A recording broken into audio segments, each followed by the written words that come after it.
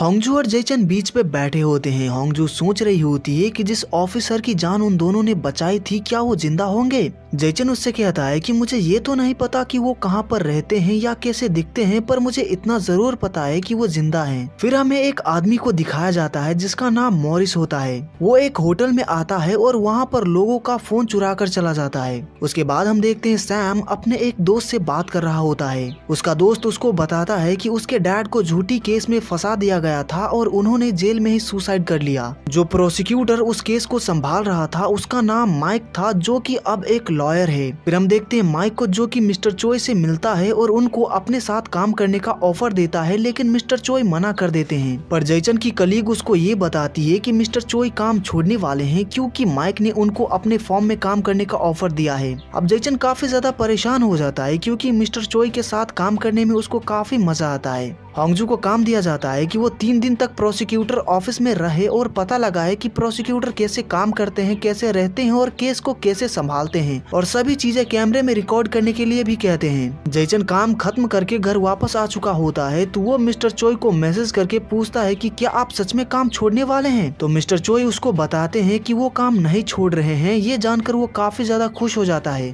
तभी सैम जेचन को एक सुसाइड नोट देता है जो कि उसके फ्रेंड के डैड ने मरने से पहले लिखा था। उसके फ्रेंड ने उसको जो कुछ भी बताया था वो सभी वो जेचन को बताता है।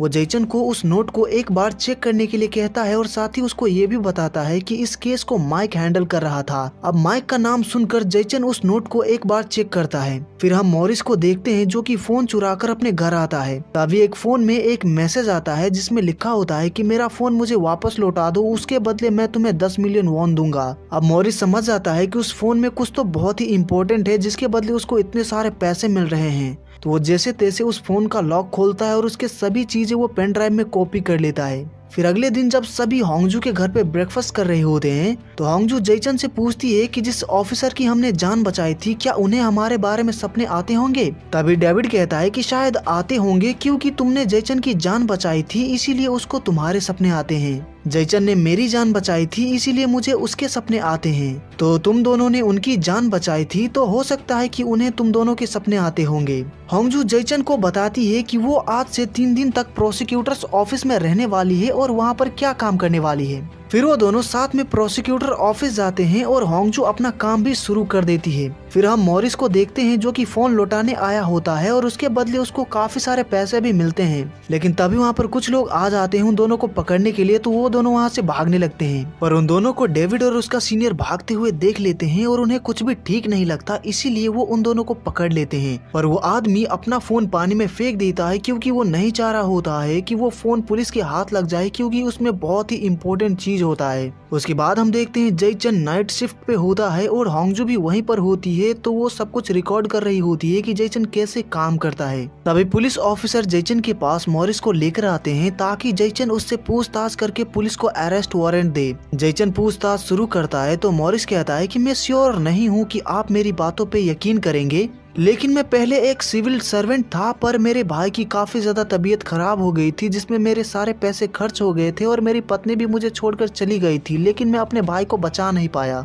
मेरी एक बेटी है जिसका कुछ महीनों पहले एक एक्सीडेंट हो गया था, वो मेरे बिना पानी तक नहीं पी सकती। कोरिया में ये इम्पॉसिबल है कि आप अपना काम भी करें और अपने बच्चे का ख्याल भी रखें, इसीलिए मैंने अपनी नौकरी छोड़ दी और चोरी करने लगा। मुझे पता है कि मैंने क्राइम किया है और मैं इन्वेस्टिगेशन में पूरा कोऑपरेट भी करूंगा, बस मुझे आप जेल में मत डालिएगा क्योंकि मेरी बेटी घर पे अकेली है, वो मेरे बिना मर जाएगी। मॉरिस काफी ज्यादा रोने लगता है। जेचन को मॉरिस के लिए काफी ज्यादा बुरा लगता है, तो वो मॉरिस से उसके घर का एड्रेस मांगता है और फिर वो उसके घर जाता है। मॉरिस का घर लॉक्ड होता है, वहाँ पर कोई भी नहीं होता है। तभी वहाँ की लैंडलॉर्ड से जेचन को पता चलता है कि मॉरिस की कोई बेटी ही नहीं है, वो अकेला रहता है। जेचन को अपने आप पे काफी ज्यादा गुस्सा आने लगता है कि उसने एक चोर की बातों पे यकीन कर लिया। वो काफी ज्यादा अपसेट होकर एक जगह पर बैठा होता है। तभी वहाँ पर होंगजू आ जाती है तो वो उसको सभी बातें बताता है कि मॉरिस ने झूठ कहा था, उसकी कोई बेटी नहीं है। होंगजू कहती है मैंने मॉरिस के बारे में पता लगाया तो मुझे पता चला कि उसकी एक बेटी थी, लेकिन 10 साल पहले, और उसकी बेटी का सच में एक एक्सीडेंट हो गया था। वो अपने काम की वजह से अपनी बेटी का ध्यान नहीं रख पाता था, इसीलिए उसने अपनी जॉब छोड़ दी और चोरी करने लगा। पर एक दिन वो पकड़ा गया। उसकी बेटी घर पे अकेली थी और वो वहीं पर मर गई क्योंकि मॉरिस जेल में था। अगर 10 साल पहले वो तुम्हारे जैसे किसी प्रोसिक्यूटर से मिला होता तो शायद आज उसकी बेटी जिंदा होती और वो अकेला ना होता। इसीलिए खुद को मत कोसो क्योंकि तुमने यहाँ आकर बिल्कुल सही किया है। होंगजू की बातें सुनकर जेसन का मूड काफी ज्यादा अच्छा हो जाता है एंड वो अचानक होंगजू को किस कर देता है। फिर अगले दिन जेसन मॉरिस के पास आता है और उसको बताता है कि उसने अरेस्ट वारंट को अप्रूवल दे दिया है। कल रात को मैं तुम्हारे घर गया था पर वहाँ पर कोई भी नहीं था और मुझे ये भी पता चला कि 10 साल पहले तुम्हारी एक बेटी थी जिसका तुम ख्याल नहीं रख पाए क्योंकि तुम जेल में थे, इसी वजह से उसकी डेथ हो गई। इसीलिए मैं तुमसे माफी मांगता हूँ कि प्रोसिक्यूटर ने तुम्हारे घर जाकर चेक नहीं किया था। इन सभी बातों को सुनकर मॉरिस को काफी ज्यादा अच्छा लगता है। वो कहता है मैंने ये सभी बातें 6 प्रोसिक्यूटर को बताया था पर किसी ने मेरा विश्वास नहीं किया। आप पहले हैं जो कि मेरे घर चेक करने के लिए गए, इसीलिए मैं आपको कुछ देना चाहता हूँ। वो जेसन को वो पेन ड्राइव देता है जिसमें उसने उस फोन का सारा डाटा कॉपी कर लिया था, जिसके लिए उसको काफी सारे पैसे मिल रहे थे। जब जेसन उस पेन ड्राइव को चेक करता है तो उसमें कुछ फोटोज होते हैं। उन फोटोज को देखकर मिस्टर चोई काफी ज्यादा हैरान रह जाते हैं। वो बताते हैं कि ये IV drip serial murder case के विक्टिम्स के फोटोज है जो केस क्लोज हो चुका है। उन्हें टोटल 19 विक्टिम्स के फोटोज मिलते हैं पर केस में सिर्फ 11 विक्टिम्स थे। वो काफी ज्यादा सोच में डूब जाते हैं कि बाकी के 8 विक्टिम्स कहाँ गए। उन्हें लगने लगता है कि इस केस में जरूर कुछ बहुत ही सस्पिशियस है। मिस्टर चोई काफी ज्यादा परेशान हो जाते हैं क्योंकि वो भी माइक के साथ इस केस को इन्वेस्टिगेट कर रहे थे, पर उन फोटोज को देखकर उन्हें भी लगता है कि इस केस में कुछ तो गड़बड़ है। इसीलिए वो माइक से पूछते हैं कि क्या उसने उस केस के एविडेंस के साथ छेड़छाड़ की थी। माइक कहता है इन्वेस्टिगेशन के दौरान आप भी मेरे साथ थे, मैं ऐसा क्यों करूंगा। फिर हम देखते हैं होंगजू उस आदमी का एड्रेस पता लगाती है जिसका वो फोन था। फिर वो उसके घर जाती है तो वहाँ पर ऑलरेडी जेसन भी आया होता है। होंगजू को जेसन बताता है कि मेरे आने से पहले ही फोन के ऑनर को किसी ने मार दिया है। तभी एक आदमी उस घर का दरवाजा बंद कर देता है और गेट पे ताला मार देता है और घर में आग लगा देता है। वो दोनों काफी ज्यादा परेशान हो जाते हैं कि अब वो बाहर कैसे निकलेंगे। आग की वजह से उन दोनों को सांस लेने में काफी ज्यादा तकलीफ होने लगती है। वो दोनों वहाँ पर मरने ही वाले होते हैं पर तभी कोई तेजी से दौड़ते हुए वहाँ पर आता है और दरवाजा खोलकर अंदर जाता है। तो हमें पता चलता है कि वो और कोई नहीं बल्कि मिस्टर चोई है जो कि उन दोनों को वहाँ से बाहर निकालते हैं, उनकी जान बचाते हैं। यहीं पर हमें ये भी पता चलता है कि मिस्टर चोई ही वो ऑफिसर है जिनकी जान होंगजू और जेसन ने बचाया था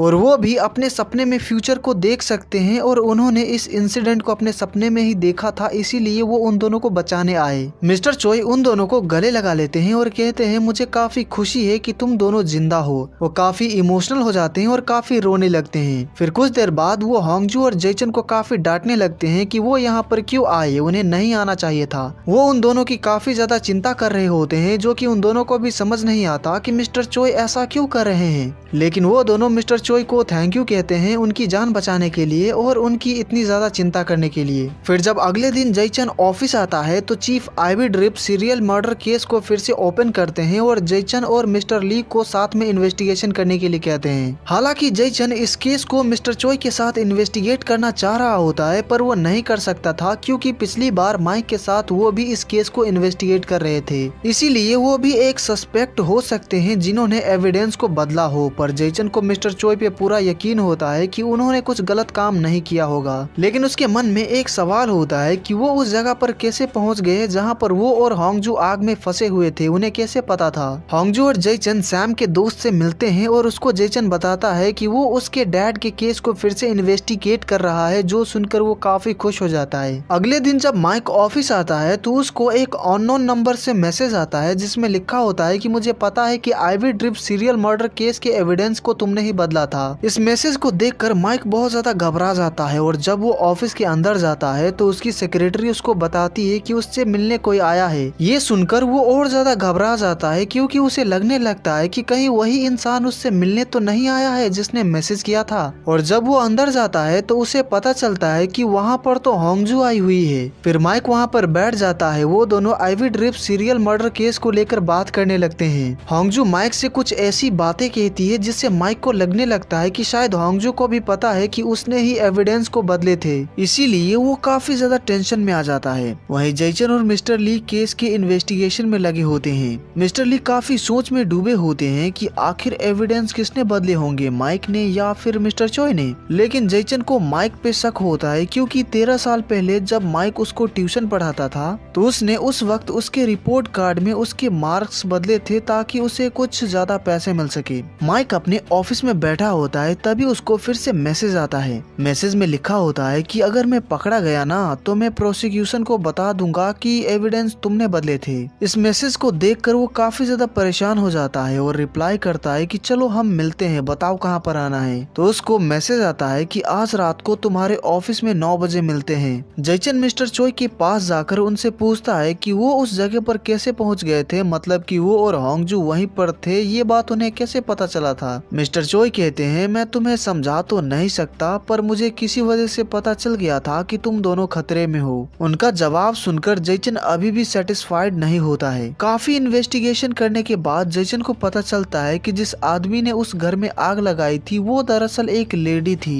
फिर जब माइक से वो आदमी मिलने आता है जो उसको मैसेज कर रहा था, दरअसल वो एक लेडी होती है जिसका नाम किम सूजी होता है। लेकिन माइक सूजी को बिल्कुल भी नहीं जानता, वो उससे कभी भी नहीं मिला। सूजी उससे कहती है कि मैंने 20 लोगों को मार दिया था पर तुमने एविडेंस के साथ छेड़छाड़ की थी जिससे मैं अपनी जिंदगी बहुत अच्छे से जी रही थी बिना जेल गए, और ये सब तुम्हारी वजह से हुआ, इसीलिए मैं तुम्हारी आभारी हूँ। फिर हम देखते हैं होंगजू अपने सीनियर और चीफ के साथ मिलकर केस को लेकर डिस्कस कर रही होती है। दरअसल उन्होंने भी काफी ज्यादा छानबीन करके पता लगा लिया होता है कि असली अपराधी एक लेडी है जिसका नाम किम सूजी है। सूजी भी उसी हॉस्पिटल की एक पेशेंट थी और वो भी उसी रूम में थी जहाँ पर वो 11 विक्टिम्स थे, और वो उस रूम में भी रही थी जहाँ पर बाकी के 8 विक्टिम्स थे। उन्हें ये पता होता है कि उसने ही मर्डर किए थे पर वो एक पेशेंट थी इसीलिए उसके ऊपर शक नहीं गया, लेकिन उन्हें ये पता नहीं होता कि उसने मर्डर क्यों किया था। वहीं सूजी माइक को बताती है कि वो बहुत ज्यादा बीमार थी और दिन ब दिन उसकी तबीयत और ज्यादा खराब होती जा रही थी, लेकिन उसी रूम के पेशेंट ठीक हो रहे थे जिससे वो लोग काफी खुश थे।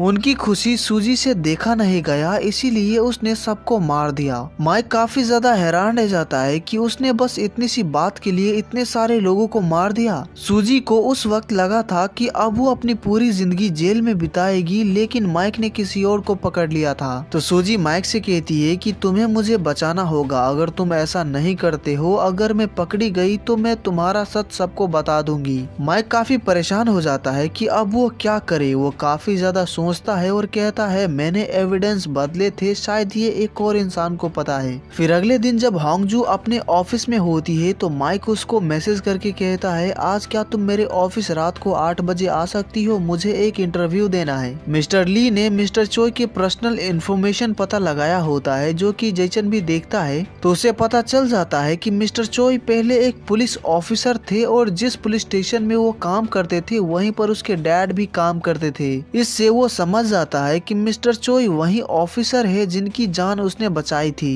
वो काफी ज्यादा खुश हो जाता है तो वो जल्दी से मिस्टर चोय के पास जाता है, पर उसे पता चलता है कि मिस्टर चोय ने रिजाइन कर दिया है और उन्होंने अपना रेजिग्नेशन लेटर जयचन के टेबल पे छोड़ दिया होता है जिसमें लिखा होता है कि प्रोसिक्यूटर जयचन, मैंने कोई एविडेंस नहीं बदले हैं और मैं श्योर हूँ कि लॉयर माइक भी ऐसा ही कहेगा, इसीलिए तुम मेरी फिक्र मत करो और लोग क्या कहते हैं क्या सोचते हैं इसकी परवाह मत करो, तुम बस अच्छे से इन्वेस्टिगेशन करो और सच का पता लगाओ। मैं अपना बेगुनाही अपने हिसाब से साबित करूंगा और तुमने मेरे लिए जो कुछ भी किया उसके लिए थैंक यू। जयचन मिस्टर चोय को काफी फोन करता है पर वो फोन ही नहीं उठाते हैं। फिर हम देखते हैं होंगजू माइक से मिलने आती है क्योंकि उसने कहा था कि वो इंटरव्यू देना चाहता है। माइक होंगजू को कॉफी पीने के लिए देता है जिसमें उसने एक दवा मिला दिया था। उस कॉफी को पीकर होंगजू बेहोश हो जाती है, तभी वहाँ पर सूजी भी आ जाती है। दरअसल माइक को ऐसा लगता है कि होंगजू भी उसके सच के बारे में जानती है, इसीलिए वो उसको मारना चाहता है। वहीं जयचन अपने सपने में देख लेता है कि आज होंगजू को कोई मारने वाला है और कहां पर ये भी उसे पता चल जाता है,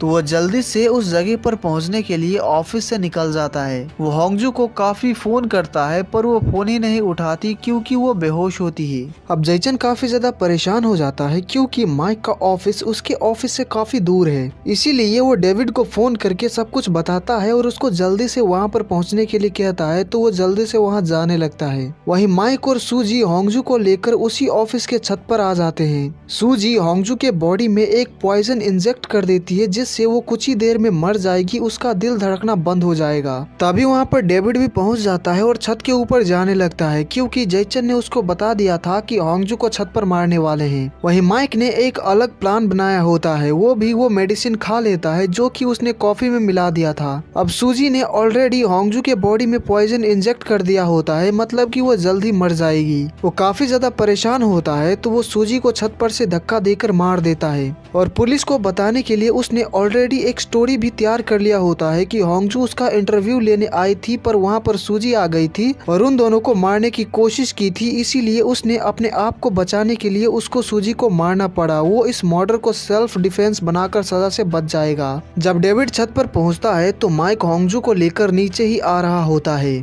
डेविड जल्दी से होंगजू को उठाता है और उसको नीचे लेकर आता है। नीचे एम्बुलेंस होता है तो जल्दी से होंगजू को हॉस्पिटल लाया जाता है। फिर अगले दिन जब माइक की आंखें खुलती है तो वो हॉस्पिटल में होता है। उससे पूछताछ करने के लिए 2 ऑफिसर उसके पास आते हैं। माइक उनको वही सभी बातें बताता है जो कि उसने पहले ही सोच रखा था कि वो पुलिस को क्या बताएगा। तभी ऑफिसर से माइक को पता चलता है कि होंगजू को कुछ नहीं हुआ है, वो बच गई। ये सुनकर वो काफी ज्यादा शॉक्ड रह जाता है क्योंकि उसे लगा था कि होंगजू मर जाएगी। होंगजू अब बिल्कुल ही ठीक होती है पर वो अभी तक होश में नहीं आई होती है, इस वजह से जैचन काफी परेशान होता है। तभी वहाँ पर मिस्टर चोई आते हैं तो जैचन उनसे कहता है कि आप अचानक क्यों चले गए, आप मुझे यूं ही छोड़कर नहीं जा सकते, आप मुझे क्यों अकेला छोड़कर चले गए। वो काफी ज्यादा रोने लगता है तो मिस्टर चोई उसको गले लगा लेते हैं। फिर शाम को वो दोनों बाहर बैठकर एक दूसरे से बातें करते हैं। जैचन उनको काम पे वापस आ जाने के लिए कहता है तो मिस्टर चोई कहते हैं कि मैं नहीं आ सकता क्योंकि मैं माइक के साथ काम करने वाला हूँ। जैचन पूछता है पर क्यों। मिस्टर चोई कहते हैं कि मैं अपने काम में बहुत ज्यादा बिजी था जिससे मैं अपने भाई पे ध्यान नहीं दे पाया कि वो क्या कर रहा है। वो गलत रास्ते पे चला गया और कई लोगों की जान ले ली जिसमें मेरे चीफ यानी कि तुम्हारे डैड भी थे। मैंने अपने भाई पे ध्यान नहीं दिया, मेरी वजह से ही वो क्रिमिनल बन गया जिसका आज तक मुझे पछतावा है। मुझे लगता है कि माइक भी गलत रास्ते पे चला गया है और मैं नहीं चाहता कि वो और ज्यादा गलत काम करे, इसीलिए मैं उसको सही रास्ते पे लाना चाहता हूँ क्योंकि वो मेरे छोटे भाई जैसा है